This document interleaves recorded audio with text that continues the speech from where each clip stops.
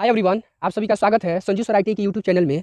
जैसा कि यहाँ पे क्वेश्चन देख रहे हैं जी, एक 25 भुजा वाला पंचभुज चाप विधि से बनाइए। इसी को इंग्लिश में ट्रांसलेट करेंगे तो इसका होता है जी, construct a pentagon of base या side 25 by using arc method. यानी चाप विधि द्वारा हम लोग इसको देखेंगे जी, पेंटागन कैसे पंचभुज कैसे ड्रॉ करें। तो सबसे पहले तो देख लेते हैं जी, इसका टोटल बेस कितना दिया है जी।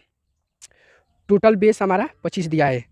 तो यहाँ पे एक लाइन लेते हैं जी, ए बी हमारा कितना हो गया जी 25। अब उसके बाद इसमें कंपास लेते हैं। अब ए बी को क्या करेंगे जी, दो भाग में हम लोग इसको समद्विभाजित कर देंगे। तो समद्विभाजित करने के लिए क्या करते हैं जी, आधा से ज़्यादा का चाप लेते हैं और दोनों को प्रॉपर एक दूसरे से काटते हैं जी। ध्यान से देखिएगा यहाँ पे।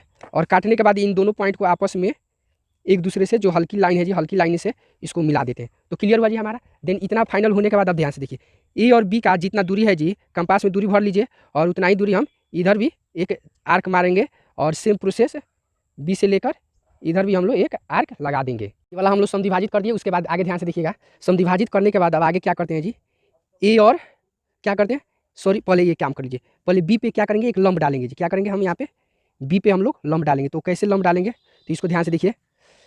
ये क्वेश्चन देखिए जी, बहुत इंपॉर्टेंट क्वेश्चन है, VVI क्वेश्चन है, तो इसको ध्यान में रखें। जैसे देखिए, ये जिस तरह हम लोग समद्विभाजित किए जो वैसा ही सेम प्रोसेस इस तरह बी पे हम लोग एक लंब डाल देंगे। क्लियर हुआ जी। ये लंब डालने के बाद आगे ध्यान से देखेंगे क्या करेंगे, ए और बी का दूरी कंपास में भरिए, ए और बी का दूरी कंपास में भरेंगे।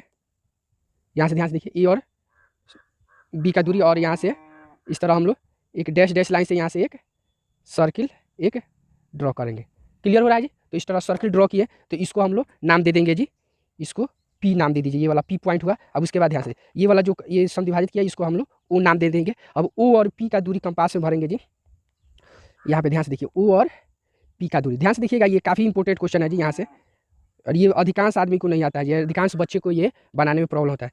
तो ये आपका यहाँ से ओ और पी का दूरी। अब उसके बाद देखिए, अब यहाँ से ओ को सेंटर मानते हुए और पी से इसी तरह का सेम टू सेम हम नीचे की तरफ ये सर्किल ड्रॉ करेंगे, छोटा सा आर्क लेंगे और उसके बाद इस जो ए बी पॉइंट है जी, इसको हम आगे की तरफ बढ़ाएंगे। अब ये वाला जहाँ पे ये वाला आके काटा है जी, ये तो ओ पी हो गया, तो इसको हम क्यू पॉइंट मान लेंगे इसको। क्लियर हो रहा है ना जी सब किसी को।